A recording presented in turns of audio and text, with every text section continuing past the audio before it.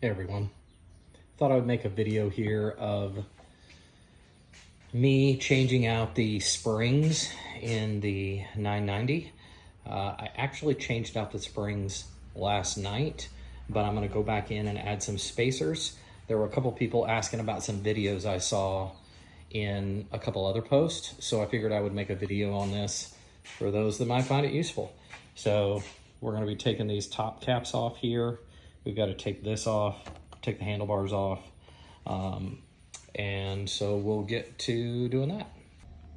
Tools you're going to need, I have 8mm socket, 10mm socket with an extension. These are just 1/4 inch. This is also 1/4 inch. These are the spacers that I made. I actually made a cap, 3D printed a cap wrench because I didn't have a 50mm socket. This is a thin 22mm wrench, and that is for getting the jam nut on the cartridge. You can use a regular wrench. I did that actually last night before I had this, but this makes it a little bit easier to get in between the coils of the springs. And then a torque wrench for those that want to get frisky instead of ugga-duggas. All right, so first things first, we're going to take our 1/4 inch. We have to take off the bolt that holds the brake lines in order to get to where you can put in your front headstand pin.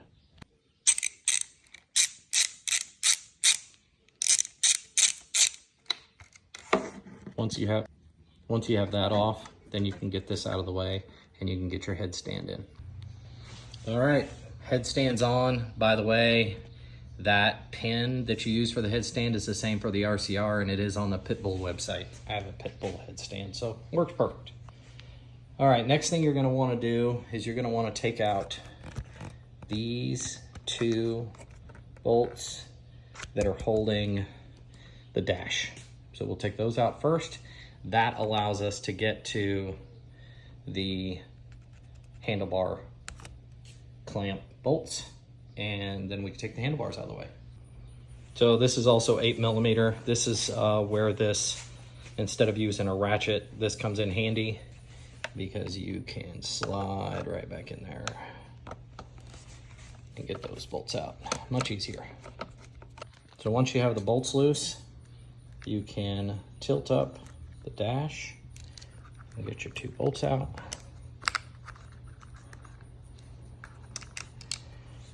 And now you can get to the back and the front handlebar bolts, clamps, so you can take off your handlebars. For taking off the handlebars, I just put a small extension on a 1/4 inch. Sorry, that's not 1, 2. And then this is 10mm. The reason I did it that way is because trying to take out the rears, it made it a little easier since these are pretty close to the sides to get to. Righty tighty, lefty loosey, you gotta remember. Take that one. Those are loose, and then you do the same thing on the front when you push it all the way back. Again, I have a wobble on mine. It makes it easier to get up underneath there just a little bit. Those are loose, those are loose, and then we'll just loosen those and take those bolts out. All right, so once we have the bolts out, this whole thing comes free, and you can just tilt it forward. Don't squeeze the brake, since your brake master is now upside down. Your reservoir is upside down. You don't want any air getting in the line. So yeah, now you can get to the caps on both sides. I actually wasn't sure whether or not you had to take this out. You do not, so you can leave that in. This is 27mm, this is the 50mm, and then you're gonna use the 22 on the jam nut that's inside. So here's a lesson that I learned last night. I went to go take this cap off. Well, the cap didn't want to move. The reason it didn't want to move is you have to loosen the upper triple. So loosen the upper triple first, and then the cap will come off real easy, because the torque spec on it is actually pretty minor. I think it's only 22 foot-pounds. So there's not much on this, which is why I think why I was okay with printing 3D printing a wrench. I'd forgotten to mention the other tool. So this, I believe this end is a T40. So you'll use the T40 to loosen the upper triple clamp. That one is also not very tight. Most of this obviously is aluminum, so most of the torque specs are pretty minimal. All right, so now that that's loose, take my trusty 3D printed wrench. Let's see if it'll turn it.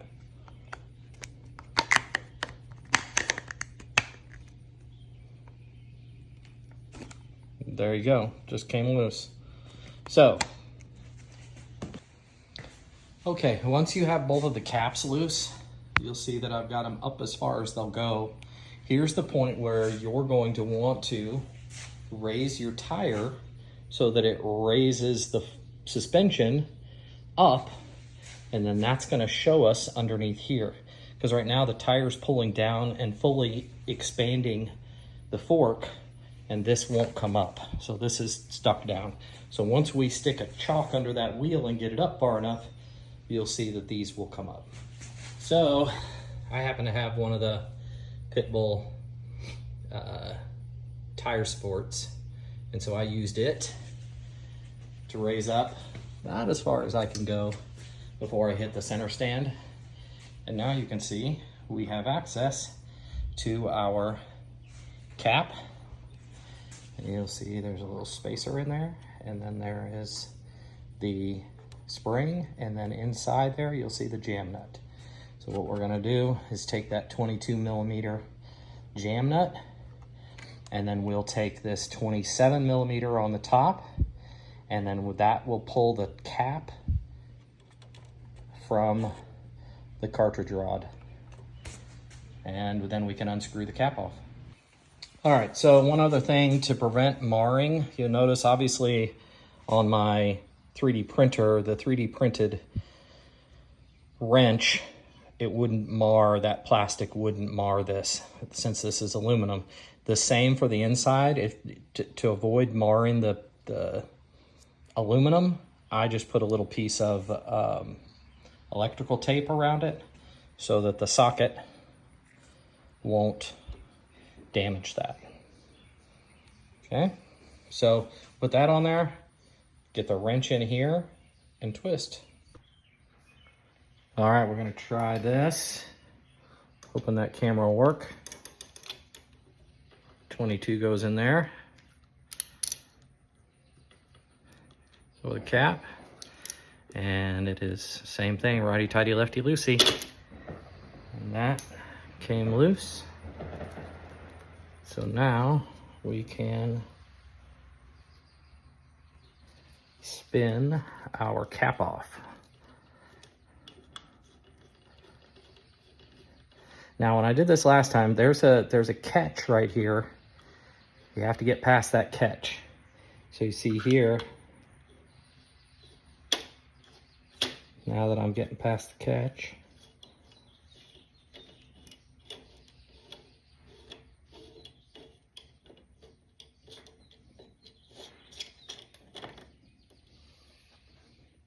there you go.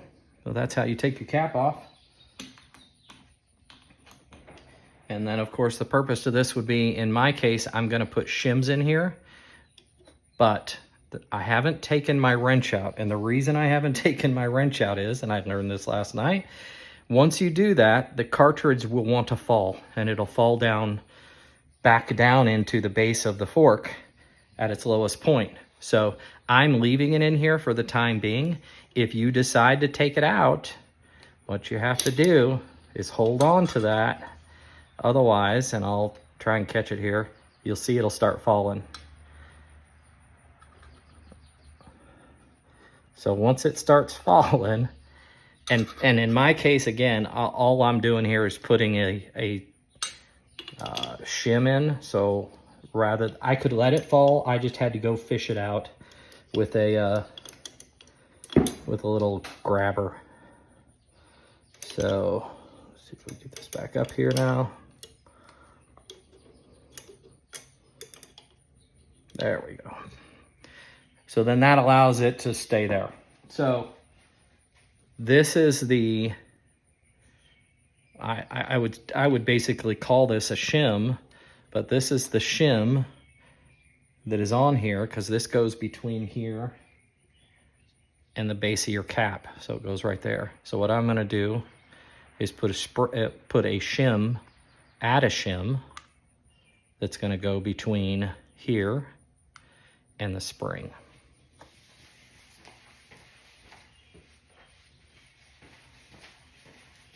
So, thank you, Jonathan Bello. I made a couple springs, made a couple shims that fit on, and as you can see, they actually work pretty perfect. It's 1.25" PVC. So this is plastic, so is this. Should work just fine. These are 6mm shims. The reason why I'm using these spacers is because I want to get my sag, which I know is not directly related to rebound, dampening, all the things, but I want my sag to get to around that 25% mark. That's what I've had good luck with in the past, is between 25 and 30% sag, so that I can get the full use out of the fork and not bottom it out. And so this is going to give me that extra few mil in order to get it exactly where I want it. And then I can take off the preload that's on here, and then I would still have adjustable preload if I needed to make it any stiffer for whatever reason. So all I'm going to do is put this spacer right back on there. Get rid of this other one. Now here's where the interesting part comes, because that spring is obviously on this. So you have to push down in a manner to get it to start on the cartridge. And that is much easier said than done.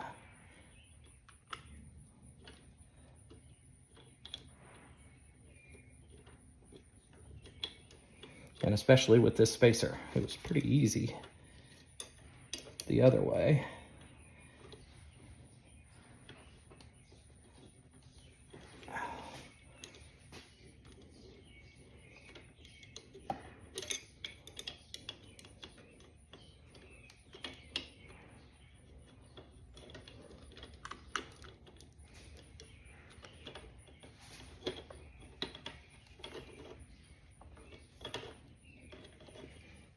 There we go. So I'll pause here since I got it just a little bit.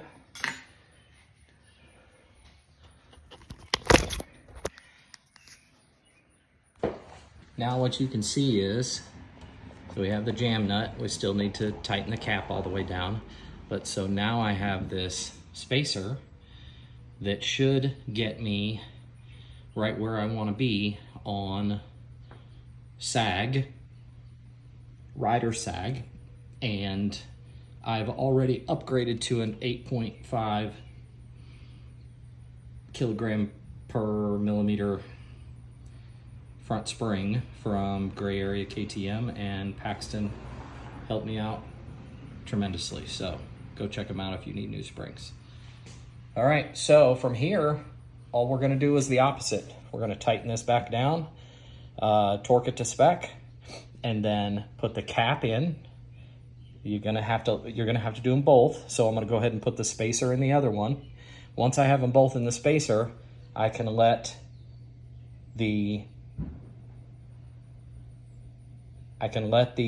tire down off of the support, and then that's gonna pull these back down into here, and then I can tighten them back up. So we'll get started there. So I'm gonna go ahead and do the other side, and then I'll show you once that's done letting the fork down and tightening it back up.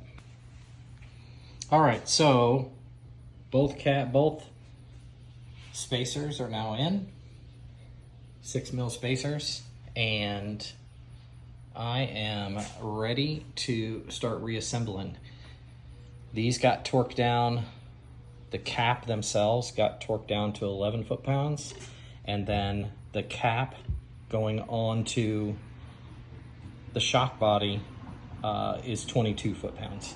So right now what we're gonna do is we're gonna pull our chocks out, and you're gonna watch those go down. So we'll just take this off, let it go down.